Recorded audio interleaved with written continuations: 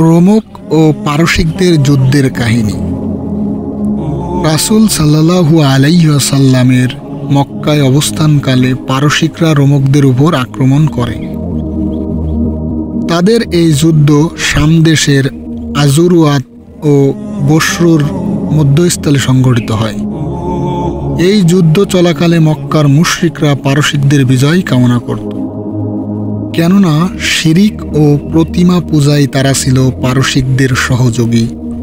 অপরপক্ষে মুসলমানদের আন্তরিক বাসনা ছিল রোমকরা বিজয়ী হোক, কেননা ধর্ম ও মাযহাবের দিক দিয়ে তারা ইসলামের নিকটবর্তী ছিল। কিন্তু হলো এই যে তখনকার মতো পারসিকরা যুদ্ধে বিজয় লাভ করে, এমনকি তারা কনস্ট্যান্টলি নোপলও অধিকার করে নিল এবং সেখানে উপাসনার জন্য একটি অগ্নিকুণ্ড নির্মাণ করল। এটা ছিল পারস্য সম্রাট পারভেজের সর্বশেষ বিজয়। এরপর তার পতন শুরু হয় মুসলমানদের হাতে, সম্পূর্ণ নিশ্চিহ্ন হয়ে যায়।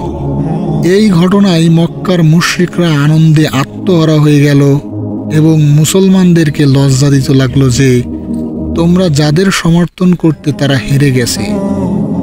ব্যাপার এখানেই শেষ নয়, বরং আহলে কিতাব রোমকরা যেমন পারসিকদের মোকাবেলায় পরাজয় বরণ করেছে, তেমনি আমাদের মোকাবেলায় তোমরাও একদিন পরাজিত হবে। এতে মুসলমানরা আন্তরিকভাবে দুঃখিত হয়। সূরা রুমের প্রাথমিক আয়াতগুলো এ ঘটনা সম্পর্কে অবতীর্ণ হয়েছে।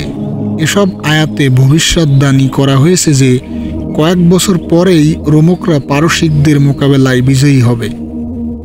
ইরশাদ হলো অর্থ আলিফ লাম মিম, রোমকরা পরাজিত হয়েছে নিকটবর্তী এলাকায় এবং তারা তাদের পরাজয়ের পর অতি সত্বর বিজয়ী হবে কয়েক বছরের মধ্যে।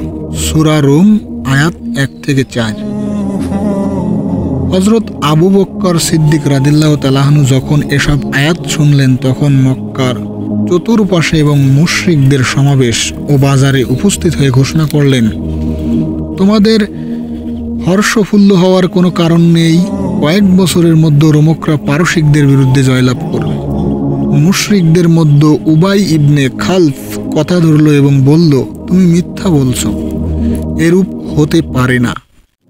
হযরত আবু বকর রাদিয়াল্লাহু তাআলা আনহু বললেন, আল্লাহর দুশমন তুই মিথ্যাবাদী। আমি এই ঘটনার জন্য বাজি রাখতে প্রস্তুত আছি। যদি 3 বছরের মধ্যে রোমকরা বিজয়ী না হয়, তবে আমি তোমাদেরকে 10টি উষ্টি দেব। উবাই এতে সম্মত হলো। বলা বাহুল্য, এটা ছিল জুয়া, কিন্তু তখন জুয়া হারাম ছিল না। একথা বলে হযরত আবু বকর রাদিয়াল্লাহু তাআলা আনহু রাসূল সাল্লাল্লাহু আলাইহি ওয়াসাল্লামের কাছে উপস্থিত হয়ে ঘটনাটি বিস্তারিত বললেন। রাসূল করিম সাল্লাল্লাহু আলাইহি ওয়াসাল্লাম বললেন, আমি তো 3 বছরের সময় নির্দিষ্ট করিনি, কাজেই 3 থেকে 9 বছরের মধ্যে এ ঘটনা ঘটতে পারে। তুমি যাও এবং উবাইকে বলো যে আমি 10টি উষ্টির স্থলে 100টি উষ্টির বাজি রাখছি, কিন্তু সময়কাল 3 বছরের পরিবর্তে 9 বছর এবং কোনো রেওয়ায়েত মতে 7 বছর নির্দিষ্ট করছি।